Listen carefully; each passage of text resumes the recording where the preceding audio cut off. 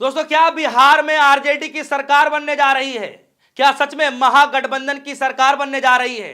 दरअसल दोस्तों, खबर ही ऐसी निकल करके आ रही है कि महागठबंधन के लिए खुशियों की लहर है दोस्तों, या यूं कहें कि महागठबंधन के टीम के अंदर खुशियों की लहर दौड़ पड़ी है और एनडीए के अंदर खलबली मच गई है।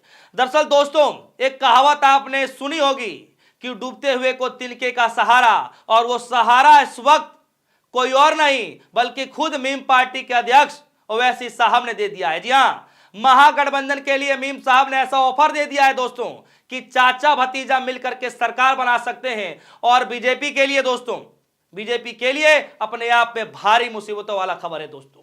क्या है खबर, मैं आपको बतलाने जा रहा हूं, क्योंकि आप सभी को पता है कि जिस भी राज्य में, जिस भी क्षेत्र में चुनाव होता है दोस्तों, लेकिन चुनाव होने के बाद जो गुणा गणित बैठा जाता है, जो साठ गांठ बैठा जाता है कि इस पार्टी के साथ ये दल जुड़ जाए, इस पार्टी के साथ ये वाला दल जुड़ जाए तो सरकार पक्की बन सकती है। यही गुणा गणित अब बिहार के अंदर बैठा जा रहा है दोस्तों, और गुणा गणित बैठाने वाले कोई और नहीं, इस बात की पहल खुद मीम पार्टी के अध्यक्ष असदुद्दीन ओवैसी साहब ने कर दी है।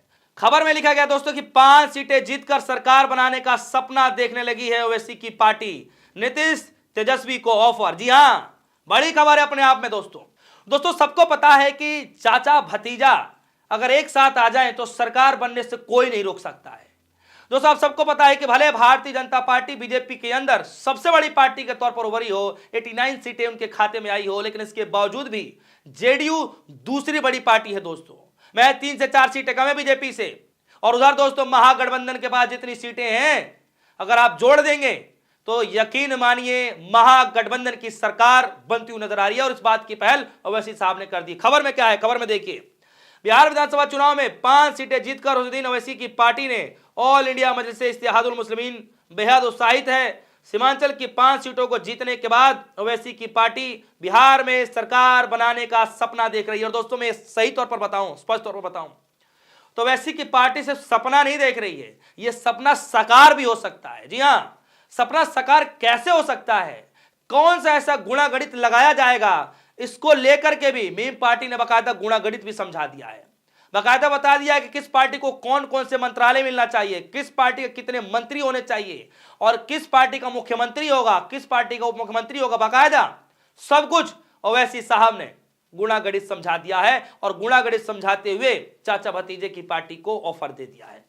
खबर में दोस्तों लिखा गया है, देखिए खबर में बताया जा रहा है कि मीम बिहार के आधिकारिक एक्स हैंडल पर लिखा गया है कि अभी भी सरकार बनाने का मौका है। पार्टी का कहना है कि जेडीयू, राजद, कांग्रेस, एआईएमआईएम, सीपीआईएमएल, सीपीआई अगर मिल जाए दोस्तों तो सरकार बन सकती है, यानी महागठबंधन की सरकार अभी भी बन सकती है दोस्तों। जी हां, अभी भी बन सकती है।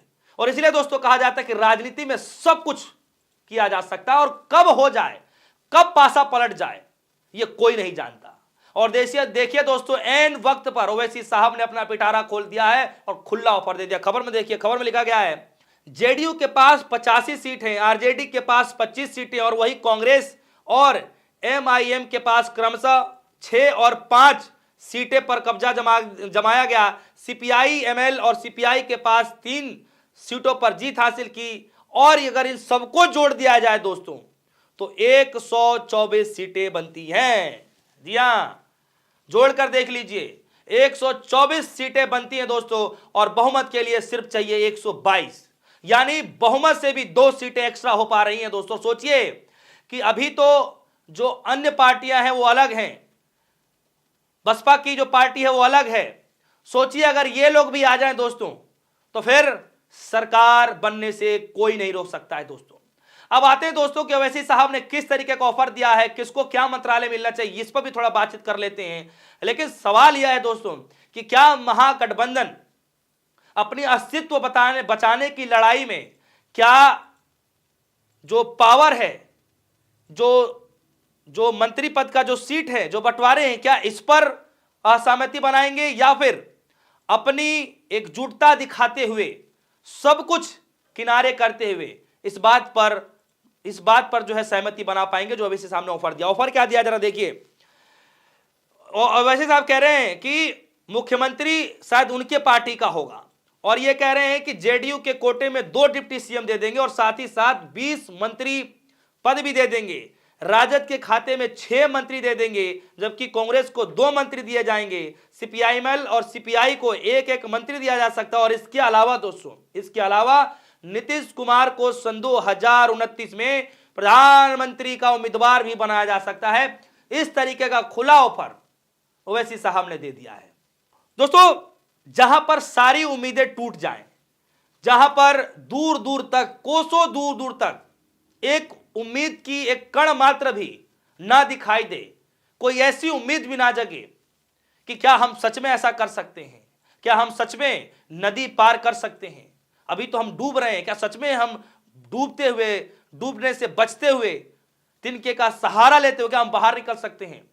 दोस्तों, आज यही हालात हो चुकी है महागठबंधन की। दोस्तों, महागठबंधन के पास आज एक अच्छा ऑफर है, चाहे तो सरकार बना सकते हैं। छोड़ दीजिए कि मुख्यमंत्री कौन बनने जा रहा है, उप मुख्यमंत्री कौन बनने जा रहा है।